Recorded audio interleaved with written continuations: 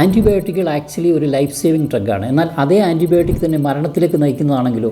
AG hospital chairperson doctor Nageshwar റെഡ്ഡിയുടെ നേതൃത്വത്തിൽ നടന്ന ജനറ്റിക് അനാലിസിസ് പഠനം വ്യക്തമാക്കുന്നത് ഇന്ത്യയിലെ 83% ആളുകളിൽ സൂപ്പർ ബഗ്സ് അഥവാ മൾട്ടി റെസിസ്റ്റൻസ് ബാക്ടീരിയയുടെ സാന്നിധ്യം ഉണ്ടെന്നുള്ളതാണ്.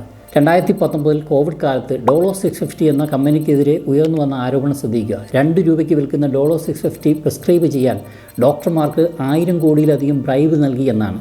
ഇത്രയും അതിരൂക്ഷമായ ഈ പ്രശ്നത്തിന് ഉത്തരവാദികളായൊക്കെയാണ്. വൈറൽ ഫീവർ, ഡയറിയ തുടങ്ങി നിസ്സാരമായ ത്രോട്ട് ഇൻഫെക്ഷൻ പോലും ആൻറ്റിബയോട്ടിക് പ്രിസ്ക്രൈബ് ചെയ്യുന്ന ഡോക്ടർമാരും ആൻറ്റിബയോട്ടിക് ചോദിച്ചു വാങ്ങുന്ന രോഗികളും പ്രിസ്ക്രിപ്ഷൻ ഇല്ലാതെ യഥേഷ്ടം ആൻറ്റിബയോട്ടിക് നൽകുന്ന മെഡിക്കൽ സ്റ്റോറുകളുമാണ് ഇതിലെ പ്രധാന പ്രതികൾ.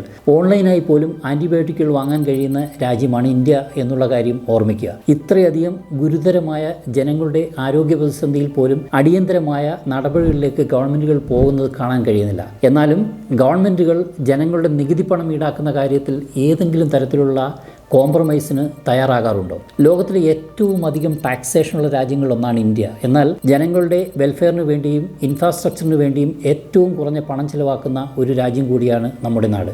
കർക്കശമായ നിയമങ്ങളുടെ അഭാവവും അത് നടത്താൻ ഇച്ഛാശക്തിയോടുകൂടി പ്രവർത്തിക്കാൻ കഴിവില്ലാത്ത സിസ്റ്റവും ഉള്ളിടത്തോളം കാലം നമ്മുടെ നാട്ടിൽ സാധാരണ ജനങ്ങൾക്ക് ഇതും ഇതിനപ്പുറവും സംഭവിക്കാം.